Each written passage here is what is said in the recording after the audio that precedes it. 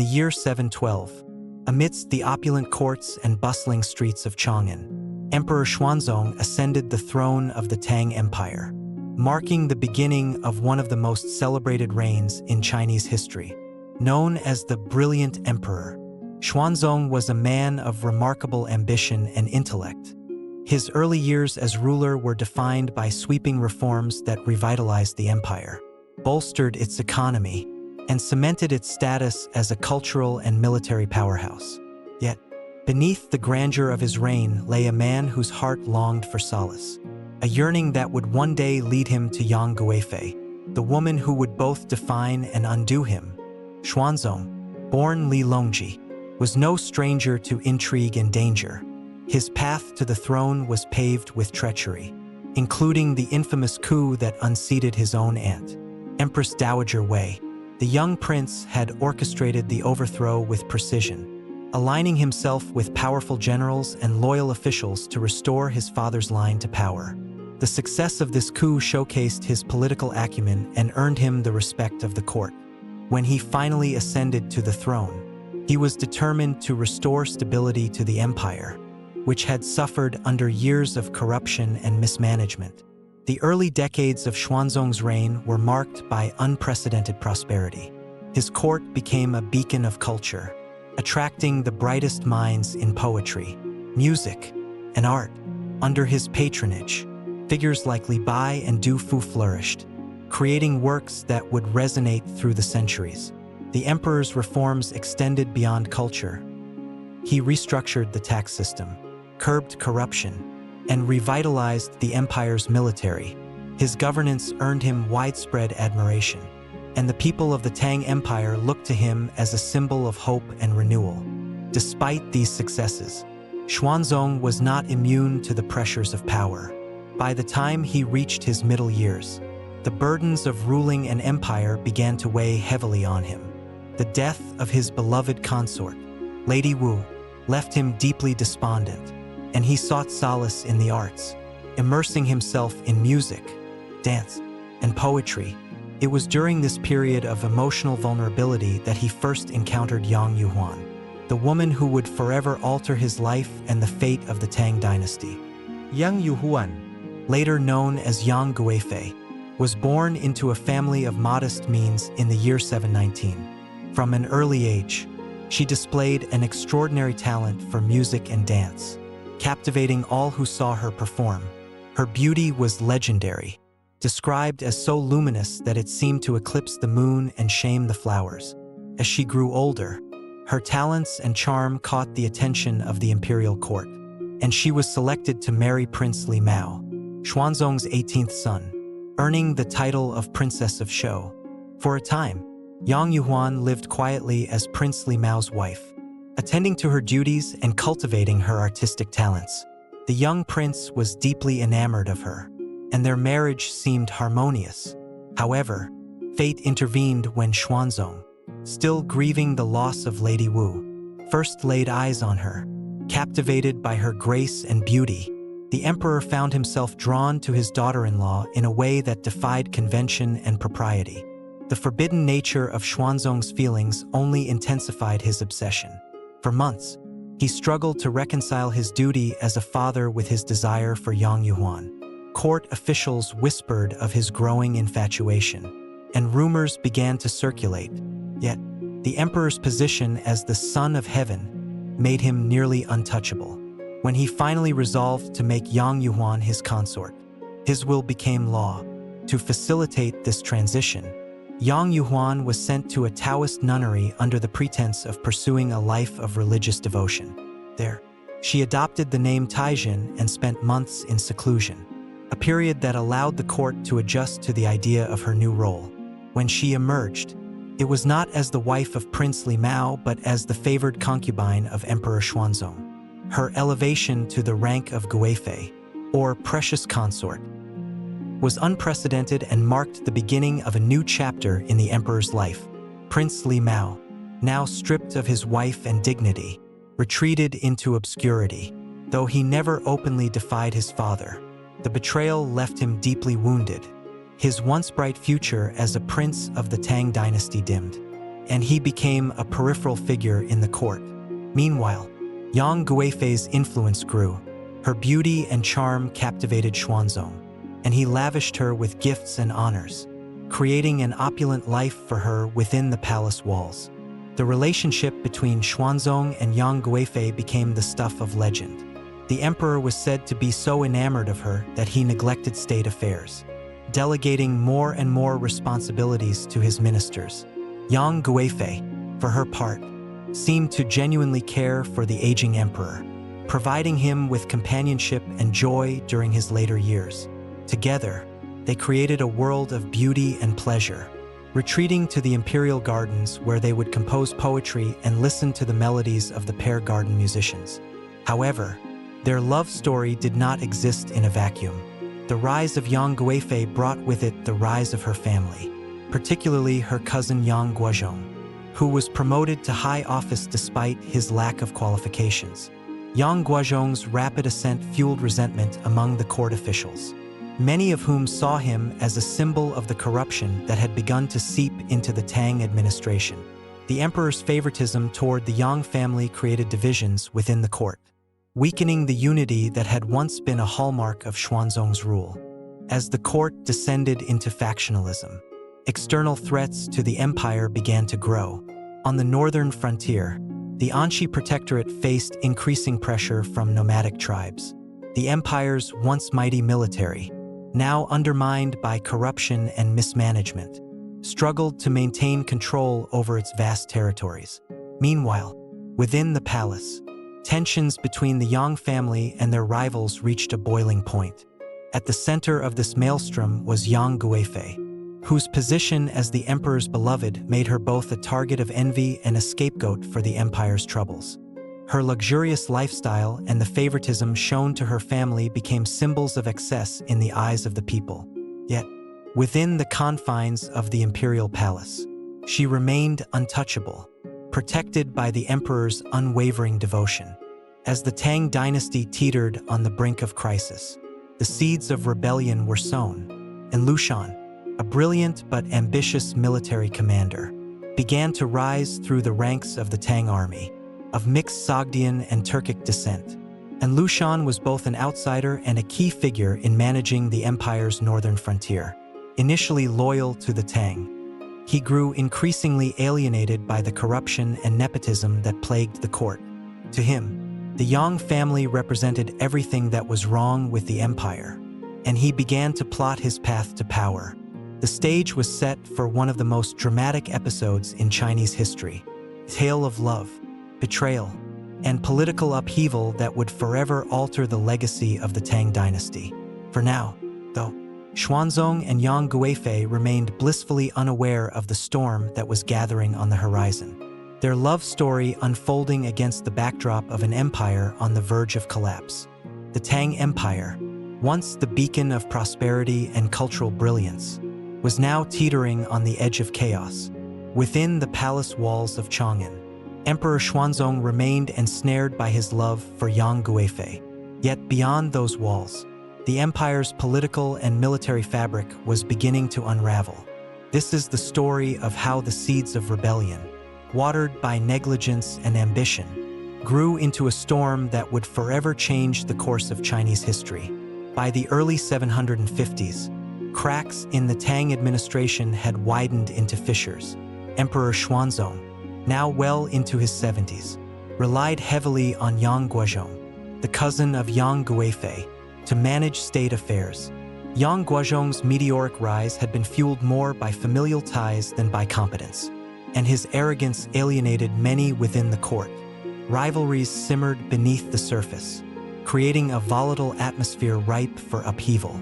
Amidst this growing discord, and Lushan, a military governor of mixed Sogdian and Turkic descent, emerged as a formidable presence.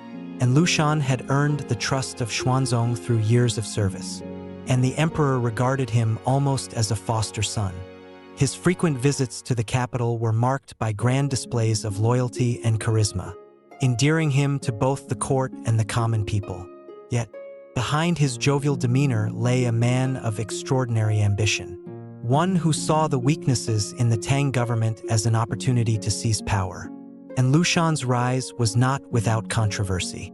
His status as a foreigner in a predominantly Han Chinese court made him a target of suspicion, particularly among those who viewed him as a threat to their own ambitions. Chief among his detractors was Yang Guizhong, who saw in Lushan's growing influence as a direct challenge to his authority. The animosity between the two men deepened with each passing year, creating an atmosphere of mutual distrust and hostility. Yang Guozhong, paranoid and insecure, began to orchestrate a campaign to discredit Lushan. He accused the general of embezzling funds and conspiring with foreign powers, allegations that were difficult to substantiate but effective in sowing doubt. And Lushan, in turn, used his position on the northern frontier to consolidate his power.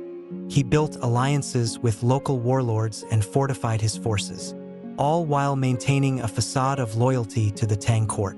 Within the palace, Xuanzong remained largely oblivious to the brewing conflict between his chancellor and his favored general. His attention was consumed by Yang Guifei, whose beauty and charm continued to captivate him. Together, they retreated into their private world of music, poetry, and luxury, seemingly untouched by the troubles of the empire. Yet, even Yang Guifei could not escape the growing resentment directed at her family. As Yang Guizhong's power grew, so too did the whispers of discontent among the court officials and the common people.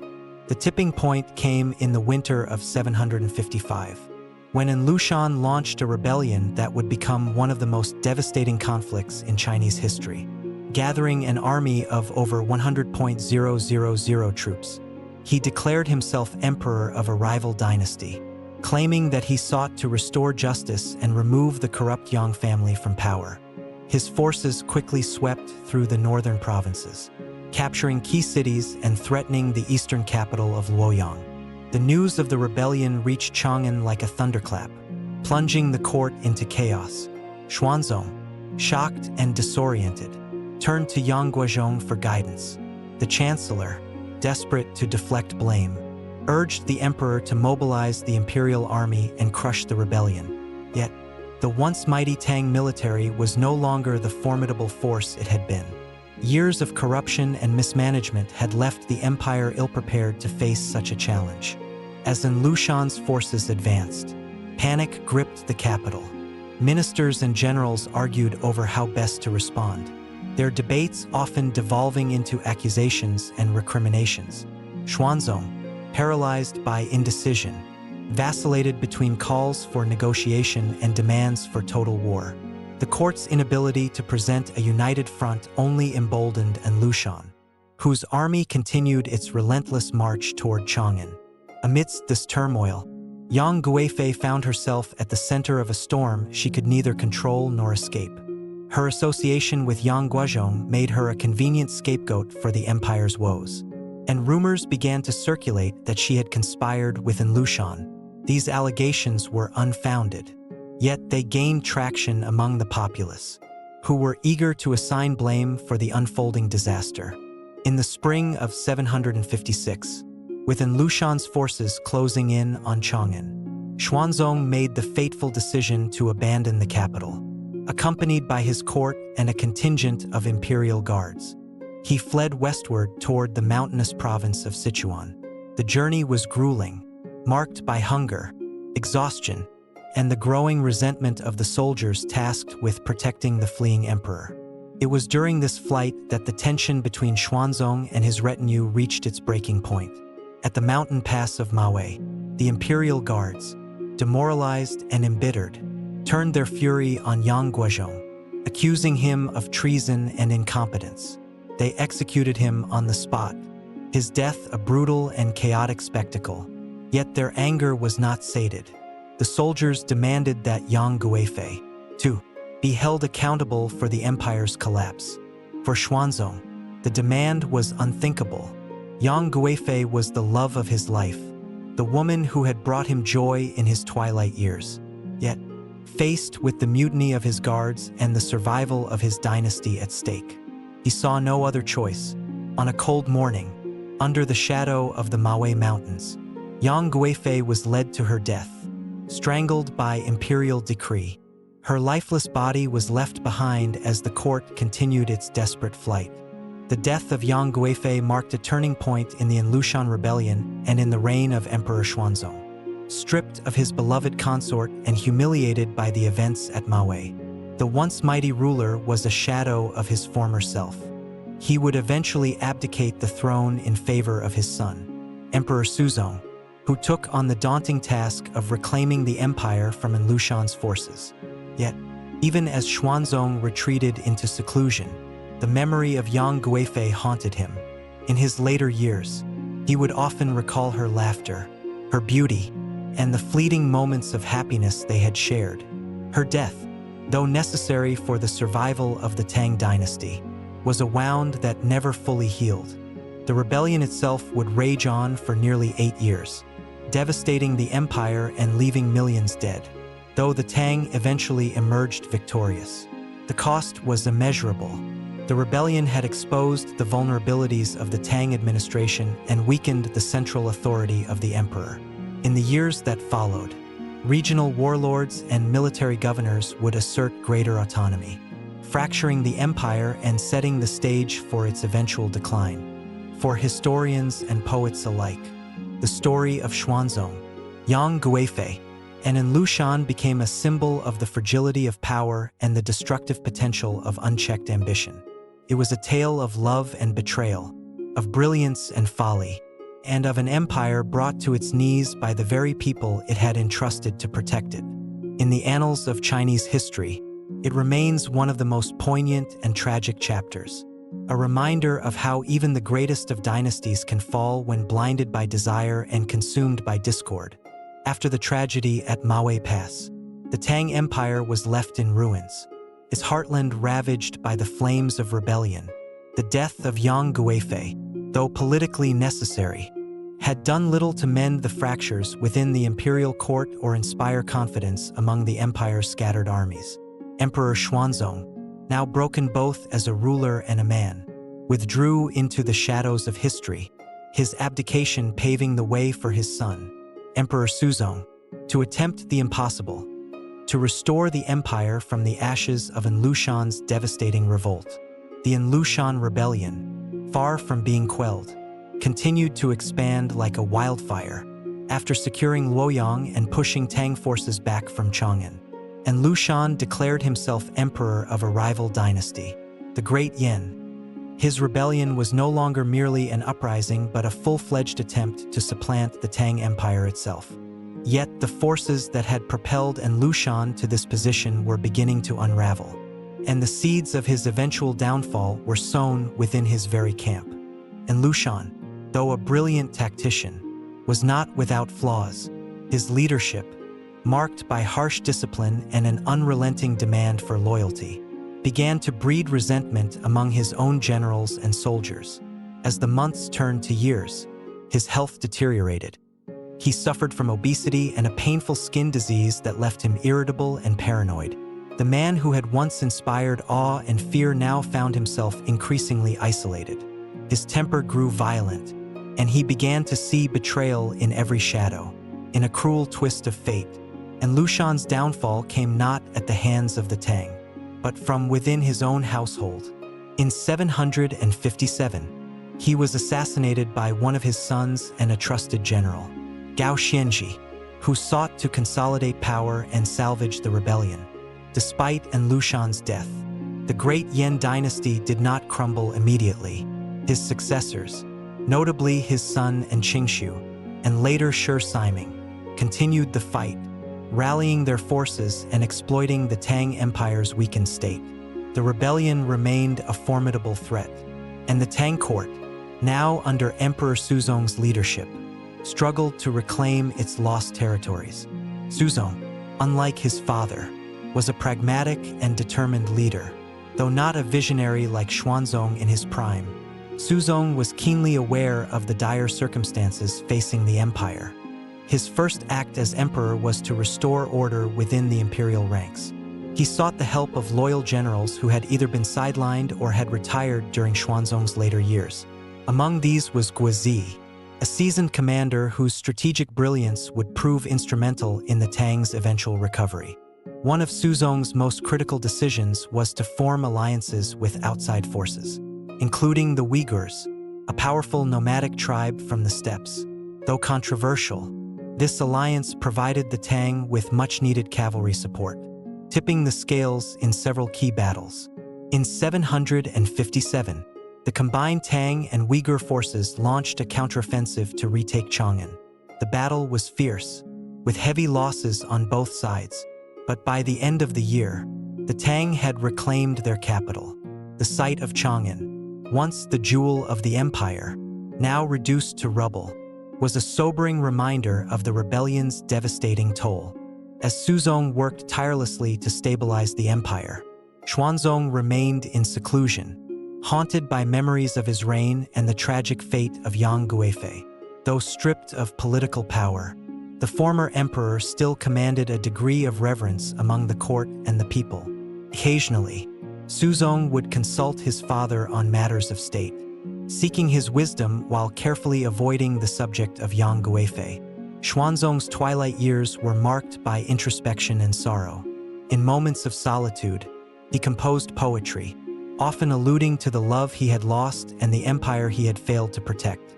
Meanwhile, within the palace walls, the legacy of Yang Guifei lingered like a ghost. Her story became a source of both fascination and controversy. Court poets and musicians, inspired by the romance and tragedy of her life, began to weave her tale into ballads and plays. Yet, for many officials, she remained a symbol of the excess and corruption that had brought the empire to its knees. This duality, the veneration of her beauty and the condemnation of her influence, reflected the conflicting emotions of a society grappling with the consequences of its own decadence. As the rebellion dragged on, it became clear that the Tang's victory would not come through brute force alone. Xuanzong's administration implemented sweeping reforms aimed at addressing the underlying issues that had fueled the rebellion. Land redistribution, tax reforms, and efforts to curb corruption were introduced, though their effectiveness was limited by the ongoing instability. The emperor also sought to rebuild the shattered trust between the central government and the provinces, a task made all the more challenging by the rise of regional warlords who had exploited the rebellion to expand their power. The final years of the rebellion were marked by a series of brutal and protracted battles. Shi Siming, who had seized control of the great Yan forces after Qingshu's death, proved to be a cunning and ruthless leader. His campaigns pushed the Tang forces to their limits, and for a time, it seemed as though the empire might splinter entirely. Yet, the resilience of the Tang army, coupled with the internal divisions within the rebel ranks, ultimately turned the tide. In 763, after nearly 8 years of bloodshed, the rebellion was finally quashed. The Tang Empire had survived, but at an enormous cost. Millions had perished, cities lay in ruins, and the treasury was depleted. The once unified empire was now a patchwork of semi-autonomous regions, each governed by warlords who owed only nominal allegiance to the emperor. The central authority of the Tang court, though technically restored, was forever weakened. For Xuanzong, who lived to see the rebellion's end, the victory was bittersweet. He had spent his final years as a powerless observer, watching from the sidelines as the empire he had once ruled with such brilliance descended into chaos. In his heart, he carried the weight of his failures, the neglect of his duties, the indulgence of his passions, and the tragic fate of Yang Guifei. In 762, just a year before the rebellion's conclusion, Xuanzong passed away, his death marking the end of an era. Xuanzong, too, would not live long after the rebellion's end. Weakened by years of stress and illness, he died in 762, leaving the throne to his son, Emperor Daizong. The new emperor faced the daunting task of rebuilding an empire that was still reeling from the rebellion's aftermath. Though the Tang Dynasty would continue for another century and a half, it would never fully recover the strength and stability it had enjoyed under Xuanzong's early reign. The story of the Lushan rebellion, with its intertwining themes of love, betrayal, and ambition, became one of the most enduring legends in Chinese history. At its heart was the tragic relationship between Xuanzong and Yang Guifei, a love that defied convention but ultimately led to disaster. For centuries, poets and historians have grappled with the legacy of these two figures, debating whether their romance was a tale of beauty and devotion or a cautionary story of excess and folly. In the end, the rebellion served as a stark reminder of the fragility of power. The Tang Dynasty, despite its cultural and military achievements, was brought to its knees not by an external enemy but by its own internal weaknesses. Yet, even in its darkest moments, the empire's resilience shone through, a testament to the enduring strength of its people and the leaders who, despite their flaws, fought to preserve its legacy. As the dust settled on the Lushan rebellion, the Tang Dynasty emerged battered but alive. The scars of nearly 8 years of warfare were etched into the land and its people, leaving a nation struggling to reconcile its glorious past with an uncertain future. Though the Tang had reclaimed its capitals, Chang'an and Luoyang, the rebellion's legacy lingered in every corner of the empire. It was not merely a physical destruction of cities and lives, but a profound psychological and political shift that would shape the remaining years of the Tang Dynasty. The power dynamics within the empire had shifted irreparably. Regional military governors, known as Jidushi, who had risen to prominence during the rebellion, were now entrenched as semi-autonomous rulers. These warlords, while nominally loyal to the Tang court, operated with increasing independence, maintaining private armies and controlling taxation within their territories. This fragmentation of power weakened the central authority of the emperor, turning the once unified empire into a loose coalition of rival territories. Emperor Daizong, who succeeded Xuzong in 762, inherited an empire in desperate need of reform and healing. Yet, the political landscape made effective governance nearly impossible. The court, still reeling from the trauma of the rebellion, was rife with factionalism and corruption. Daizong himself was a cautious and somewhat indecisive ruler, more focused on maintaining stability than enacting bold reforms. His reliance on eunuchs for governance further complicated matters, as these officials gained unprecedented influence, often acting as kingmakers within the palace. One of Daizong's most pressing challenges was the restoration of the economy. The rebellion had devastated the empire's agricultural heartlands, leading to widespread famine and poverty. Vast tracts of farmland lay abandoned, their former owners either dead or displaced. The imperial treasury, drained by years of war, was unable to provide adequate relief. In an attempt to address these issues, Daizong's administration implemented tax reforms, seeking to redistribute land and reduce the burden on peasants. However, these measures were often undermined by the corruption and inefficiency of local officials. Amidst these struggles, the memory of Emperor Xuanzong and Yang Guifei loomed large over the Tang court. For many, their story had become a symbol of the dynasty's decline, a tale of indulgence and negligence that had allowed rebellion to fester. Yet, for others, it was a tragic romance, a reminder of the fleeting nature of beauty and power. Poets and artists continued to immortalize their love in works that blended fact with myth, transforming Yang Guifei into a figure of almost divine allure. In these retellings, her death at Maui Pass was not merely a political necessity but a cosmic injustice, a sacrifice that haunted the empire long after the rebellion had ended. Xuanzong's later years became a subject of both scrutiny and fascination. While his abdication had marked the end of his political influence, his legacy as a cultural patron endured. The institutions he had fostered during his early reign, the Pear Garden Theater, the Imperial Music Academy, and the flourishing of Tang poetry remained vital components of Chinese culture.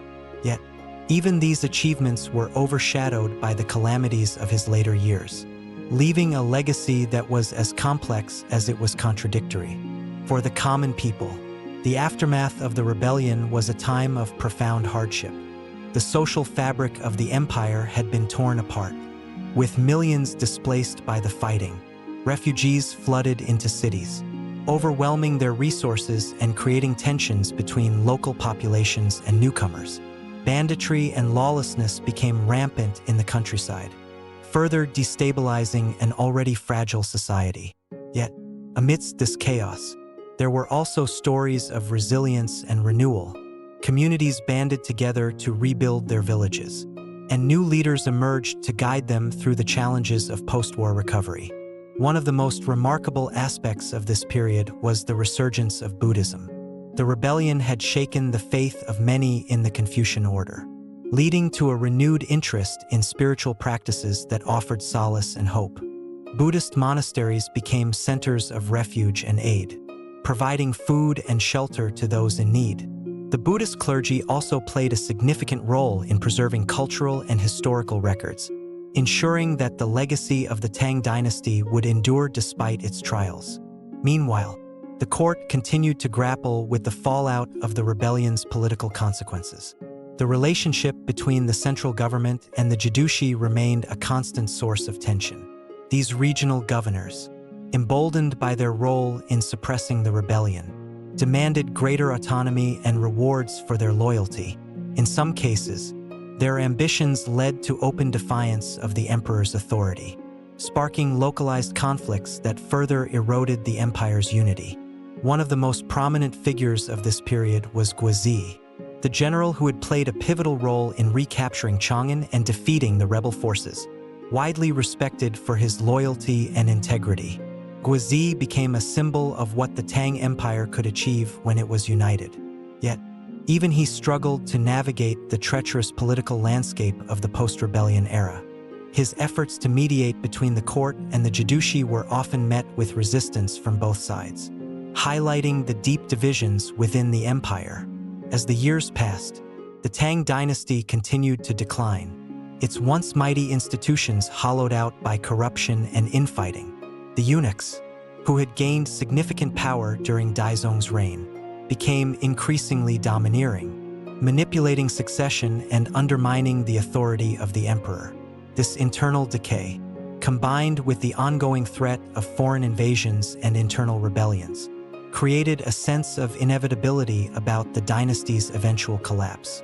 Yet, amidst this decline, the Tang Dynasty also experienced moments of renewal and brilliance. The cultural achievements of the era continued to flourish, producing works of art, literature, and philosophy that would influence generations to come.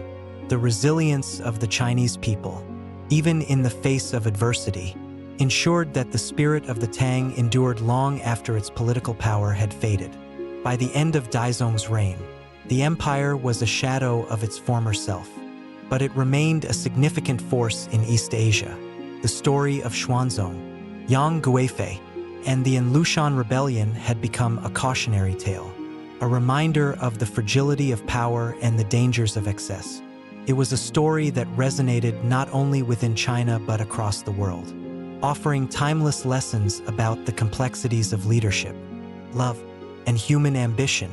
As the Tang Dynasty approached its twilight years, the legacy of these events continued to shape the empire's trajectory. The ghosts of Xuanzong and Yang Guifei lingered in the corridors of the imperial palace, their story etched into the collective memory of a nation. It was a legacy of both greatness and tragedy, a testament to the enduring power of history to illuminate the human condition. The Tang Dynasty's twilight years unfolded against the backdrop of its former grandeur, now dimmed by the wounds inflicted during the Lushan rebellion and the years of strife that followed. Though the empire endured for over a century after those turbulent events, the seeds of its eventual collapse had already taken root.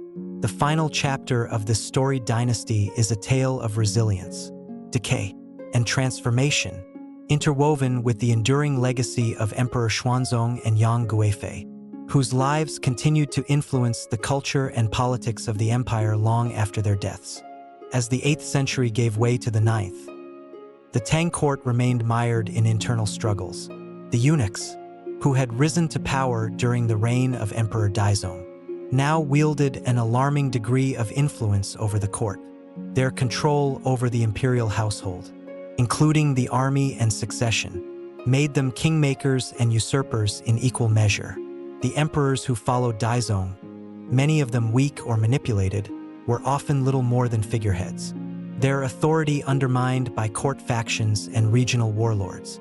The Jidushi, or regional military governors, represented the other major challenge to Tang central authority. These governors had grown powerful during the Lushan rebellion, and their autonomy only deepened in its aftermath. While some remained nominally loyal to the Tang throne, many acted as independent rulers, collecting taxes, maintaining private armies, and pursuing their own agendas. This decentralization fragmented the empire, turning it into a patchwork of competing territories. One of the most notable emperors of this period was Emperor Xuanzong, r. 805 to 820, whose reign marked a brief resurgence of imperial authority. Xuanzong was determined to reign in the power of the Jidushi and restore central control. Through a series of military campaigns, he managed to subdue several rebellious governors and reassert Tang dominance in key regions. However, his efforts were short-lived. After his death, the court fell back into factionalism, and the Jidushi quickly reclaimed their autonomy. Xuanzong's reign became a poignant reminder of how fleeting Tang power had become in its later years. While the political landscape deteriorated, the cultural legacy of the Tang Dynasty remained vibrant. The rebellion and its aftermath had profoundly influenced the arts, inspiring a wave of introspection and creativity. Poets like Bai Juyi and Yuan Zhen wrote elegies and narratives that captured the pain, loss, and longing of the era. Bai Juyi's famous poem, Song of Everlasting Regret, immortalized the tragic love story of Xuanzong and Yang Guifei, blending historical fact with poetic imagination. The poem depicted the emperor's undying love and his grief at her death, framing their romance as both a personal tragedy and a reflection of the empire's decline. The tale of Xuanzong and Yang Guifei also became a staple of theatrical performances and oral traditions, spreading beyond the borders of China to influence neighboring cultures in Korea and Japan.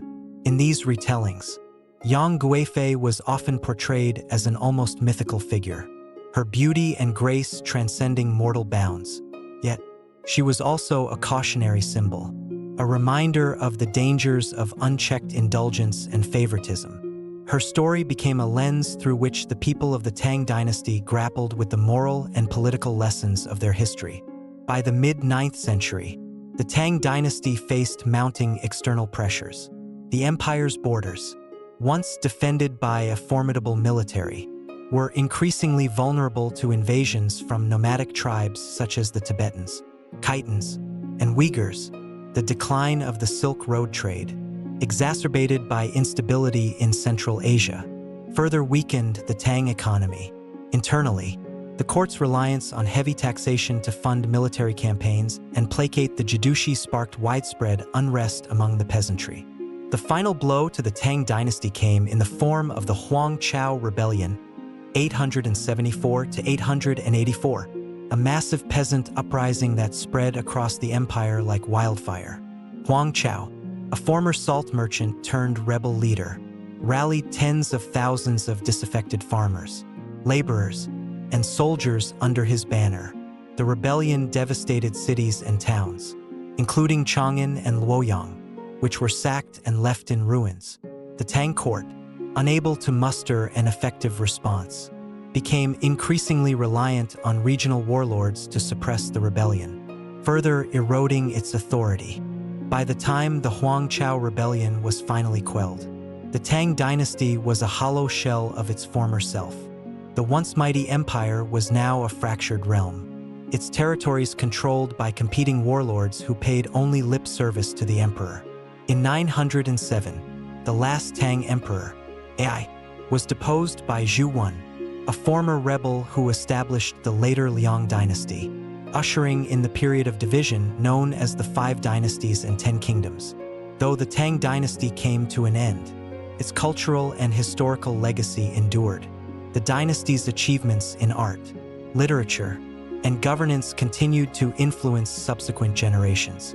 shaping the foundations of Chinese civilization. The story of Xuanzong and Yang Guifei, in particular, remained a poignant reminder of the human emotions that had driven the rise and fall of the Tang Empire. Their tale, immortalized in poetry, theater, and folklore, became a symbol of the timeless tension between love and duty, passion and responsibility. As centuries passed, the memory of the Tang Dynasty grew into legend. Historians and artists alike revisited its golden age, marveling at its brilliance while lamenting its eventual decline. The ruins of Chang'an, once the heart of the empire, became a site of pilgrimage and reflection, a testament to the fleeting nature of power and the enduring spirit of a people. In the end, the Tang Dynasty's story is not just one of conquest and collapse, but also of resilience and renewal. It is a reminder that even in the face of profound challenges, the human spirit can create beauty, preserve knowledge, and inspire future generations. The lives of Xuanzong, Yang Guifei, and the countless others who shaped this era continue to echo through history, their stories a reflection of the complexities of love, ambition, and the pursuit of greatness.